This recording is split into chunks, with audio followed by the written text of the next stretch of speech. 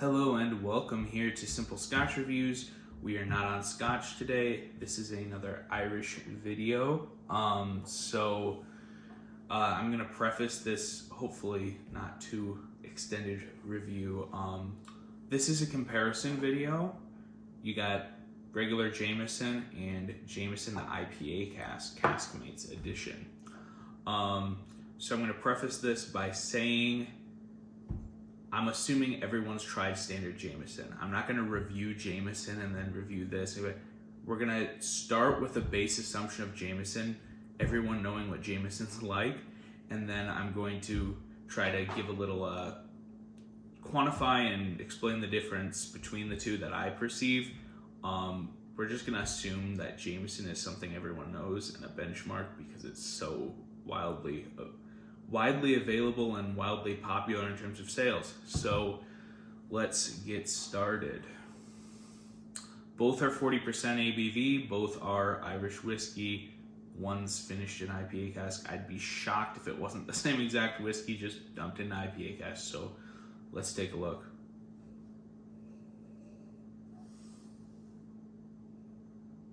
So, wow, I guess from my past experience with this, I have had a whole different bottle of this IPA one. I picked these up just because that was before I was doing reviews, so I wanted to be able to do a review on the IPA cask. The whiskey's poured. We got a bandit here looking for whiskey. So the nose, there is a stark contrast, more than I remembered even.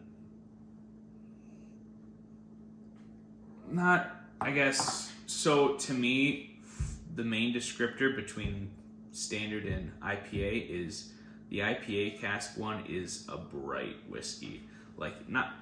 There's a brightness added, like a sharpness. There is that hint of hops, so I think that and the herbally note of the IPA cask one just adds more to the nose. There's definitely more going on because it's the same thing finished, but also, yeah, that brightness added. You do get a hint of hop, and there's a little more fruit flavor in the IPA cask on the nose. But yeah, if I had to put a number to quantify the difference between the two, I'd say 20 to 25%. Overall, on the nose, we're pushing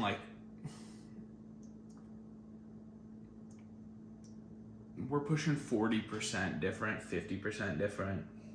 Yeah, there's a big difference. I think the nose is a bigger contrast in the palate. I mean, we'll get to that, but I think they are different. So I'm not trying to make it seem like they're the same. But yeah, the IPA cask one, I think the nose is more of a contrast in the palate.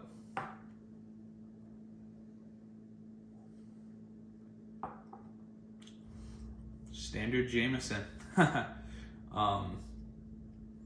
Yeah, Jameson is just one of those to me that's like, it's everywhere, so you're never gonna have trouble finding it at a bar. But yeah, it's like every time I try it, it's like, yep, that's Jameson. Kind of just nothing offensive, not really. Just kind of, which nothing offensive is more than can be said for a lot of just base whiskeys and those massive brands like Jack Daniels and stuff. Obviously, that's not Irish. I know that.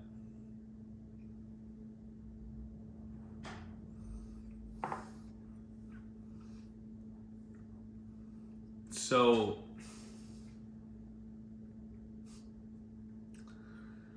honestly, this is just something that keeps changing between the two. So, personally, I prefer the standard Jameson on the palate. I don't really like what's added here. So I get an herbally note more so in the IPA cask that hits up front.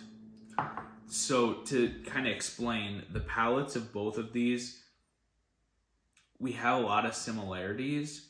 The IPA for me hits on the front end, the IPA cask finishing, and then once that fades to the back, then when we get towards the finish, the further we get to the finish, the more the same they are.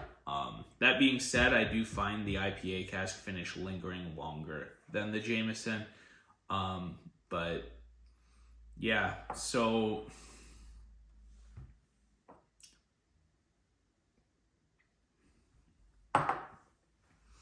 everyone knowing the benchmark of standard Jameson, I guess the IPA cask finish just adds, there is a little bit of the hoppy flavor, and it adds just that sharpness. The hop flavor adds a sharpness, because like I said, this one is just easy going Jameson, not a lot going on, nothing bad. This one adds that sharpness of the IPA notes. To some people, that inherent complexity is going to make them prefer the IPA cask. To me, I'm not just looking for complexity. If this one's more boring per se, but it doesn't have something that I don't necessarily find appealing, I'm going with good old boring rather than just... the search here is for good whiskey and good flavors, not inherent complexity. Like if it has 50 flavors and it's something that I don't like the taste of at all, that doesn't inherently to me make it better than something that's boring, one note that's decent. So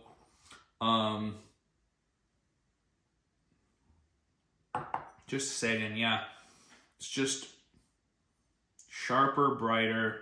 There's that hint of the, well, it's not really a hint. There's definitely that herbally note.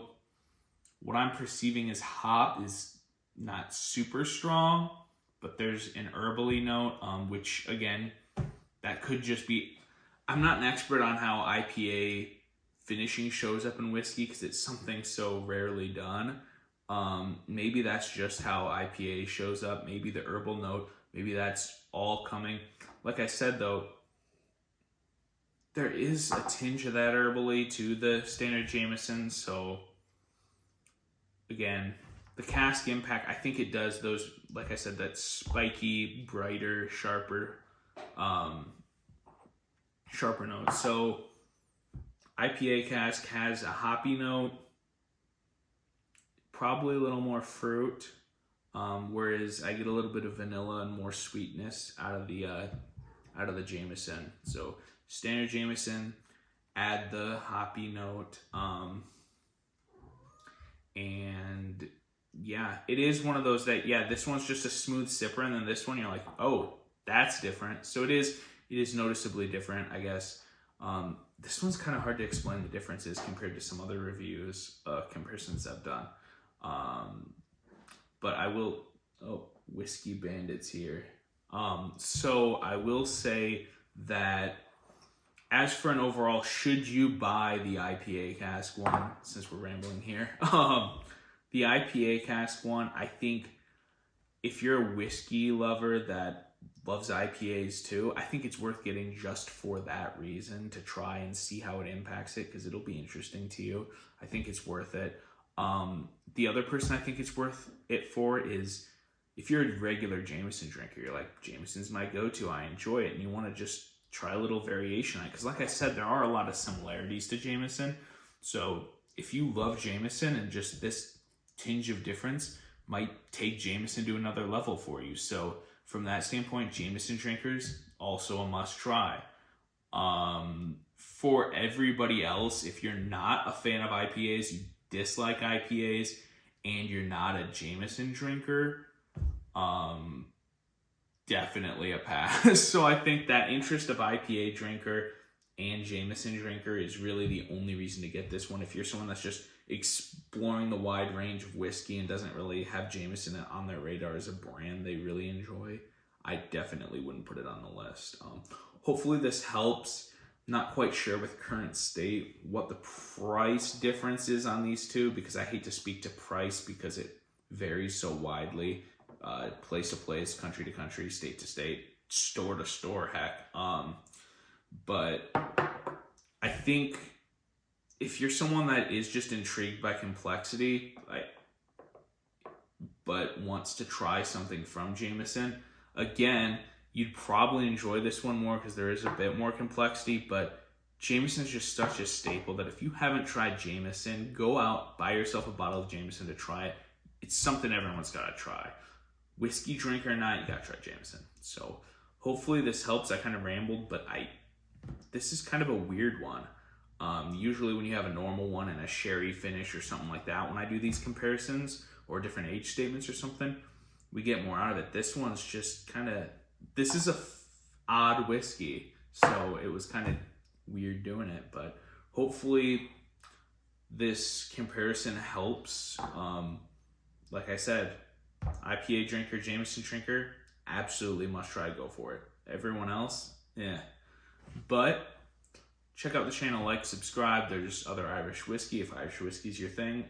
More Irish whiskey's also coming on. But also, it's simple Scotch reviews. There's lots of Scotch reviews. There's going to be bourbon, rye, lots of other stuff coming up. Maybe some other international whiskeys. And when I say international, I mean other areas of the world, not just American and Scotch. So hopefully this review helps. Like, subscribe to stay up to date. Thanks for watching.